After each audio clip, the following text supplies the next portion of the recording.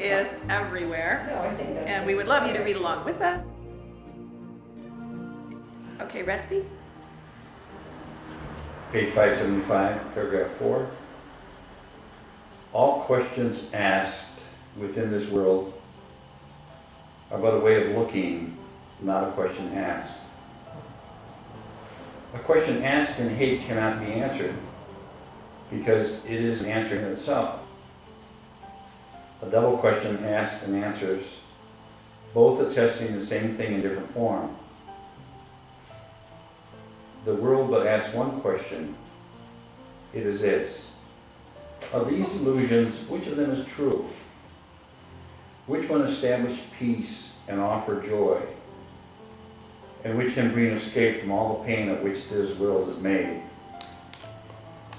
Whatever form the question takes, its purpose is the same.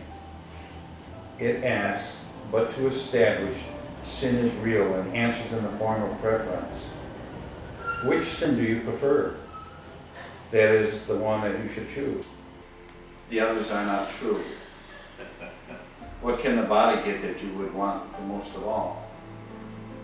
It is your servant and also your friend. But tell it what you want, and it will serve you lovingly and well. And this is not a question, for it tells you what you want and where to go for it. It leaves no room to question its beliefs, except that what it states takes question's form. That is a great paragraph. Isn't it? Which city should we attack? Which brother should I attack? And when it says it establishes, it asks but to establish sin is real and answer in the form of preference. So which sin do you prefer? Sin is the idea for the course that we are only bodies. So all of our questions are designed to, what do I need to do to take care of my body? Well, right there you've said, now what's the preference for my identity as a body? It's not about giving up the idea we're bodies. It's not about escaping the place where all illusions live and where each of them are just preference. One's better or less than the other one. Doesn't that make sense? So which idea of bodies do you prefer? Go down the yellow brick road to that one and see what happens.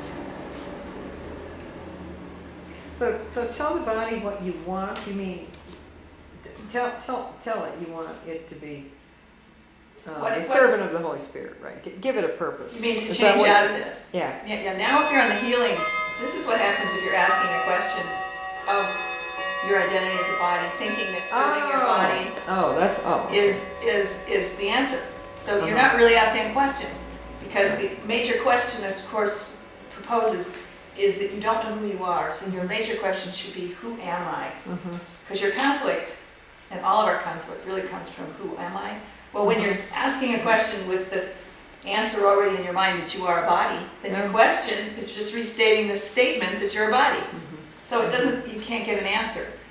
Okay. And so that's why people can think they're trying to do some kind of a spiritual journey, but their premise that they're a body is so part of their mind, their questions don't seem to be answered because they're not really asking the ultimate question. Who am I? And based on who I really am, what do I need to do to serve that identity? They're saying, I already know what I am, and just tell me which one of these, in fact, I'm going to tell you which one of these things I want, and you're supposed to provide it. I heard that this is the big vending machine here. God will provide anything I ask. Does that make sense? That's why it's a question in a statement format. Okay. It's not really a question. Okay, thank you. Oh, here we're going to go into that now. A pseudo-question has no answer. It dictates the answer even as it asks. Thus is all questioning within the world a form of propaganda for itself. Just as the body's witnesses are but the senses from within itself, so are the answers to the questions of the world contained within the questions that are asked. Where answers represent the questions, they add nothing new and nothing has been learned. An honest question is a learning tool that asks for something that you do not know.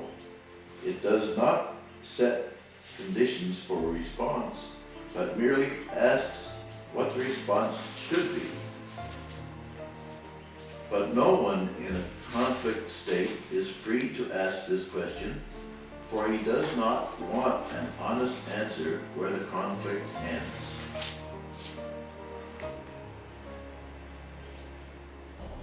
And that last sentence, that last sentence seems strange, but based on our understanding that the ego part of our mind that believes that we're a body has the purpose to prove to us that we're a body. So we're not really free in that state to ask for things outside the body. We have to understand, we've got to go to the holy instant, where actually we're going to get both the question and the answer. Because we have this understanding, I'm trying to learn something different. I'm trying to get out of this idea I'm a body and have to have it this way or that way. And in my mind, I can't even fathom anything but the way I want it. Right? Yeah, the ego is absolutely addicted to conflict. Yes. It's going to prove the truth of its reality any way it can. And so we have to have this other mind come in because it's going to prove itself true.